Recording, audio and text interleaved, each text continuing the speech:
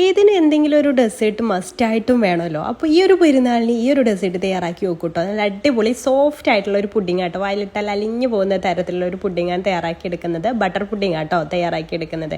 അപ്പോൾ 20 gram China grass എടുത്തിട്ടുണ്ട്. അതിലേക്ക് 2 കപ്പ് വെള്ളം ചേർത്തിട്ട് ഒന്ന് സോക്ക് ചെയ്യാൻ വേണ്ടിയിട്ട് മാറ്റി വെക്കാം.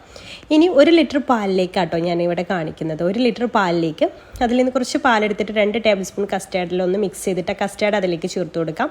ഒരു 1/2 ടിന്ന് കണ്ടൻസ് മിൽക്കും 100 ഗ്രാം ബട്ടറും അതുപോലെ തന്നെ സോക്ക് ചെയ്ത് വെച്ചിട്ടുള്ള ചൈന ഗ്രാസും കൂടെ ചേർത്തിട്ട് നന്നായിട്ട് മിക്സ് ചെയ്തതിന് ശേഷം മാത്രം സ്റ്റൗവിൽ വെച്ചിട്ട് ചെറിയ തീയിലിട്ടിട്ട് നന്നായിട്ടൊന്ന് മെൽട്ടാക്കി എടുക്കാം. പിന്നെ അതിലേക്ക് മധുരം വേണമെന്നുണ്ടെങ്കിൽ മധുരത്തിന് ആവശ്യമായിട്ടുള്ള പഞ്ചസാര ചേർക്കുക. ഞാൻ 6 ടേബിൾ സ്പൂൺ ആട്ടോ പഞ്ചസാര എടുത്തിട്ടുള്ളത്. അപ്പോൾ അതാ ചൈന ഗ്രാസൊക്കെ നന്നായിട്ട് തന്നെ മെൽട്ടായി വന്നിട്ടുണ്ട്. ബട്ടറും ചൈന ഗ്രാസൊക്കെ മെൽട്ടായി ഒന്ന് തിക്കായിട്ട് വന്നിട്ടുണ്ട്. കസ്റ്റേർഡ് ചേർത്തുകൊണ്ട് ചെറിയതായിട്ടൊന്ന് തിക്കാവും. പിന്നെ അതിലേക്ക് 6 സ്ലൈസ് ബ്രെഡ് ഇതുപോലെ ഒന്ന് പിച്ചിയിട്ട് ഇട്ട് കൊടുക്കുന്നുണ്ട്. അത് അതിലൊന്ന് സോക്കാൻ വേണ്ടി 2 മിനിറ്റ് നേരം ചെയ്താൽ മതി കേട്ടോ. അതിലിട്ട് കൊടുത്താൽ മതി. അതിനുശേഷം ഫ്ലെയിം ഓഫ് ചെയ്യുക. എന്നിട്ട് 1 ടീസ്പൂൺ വാനില എസൻസ് കൂടെ ചേർത്തിട്ട് ഒന്നങ്ങ് തണുത്തതിന് ശേഷം മിക്സിയിലിട്ടിട്ട് നല്ല സ്മൂത്ത് ആക്കിയിട്ടൊന്ന് അടിച്ചെടുക്കുക കേട്ടോ.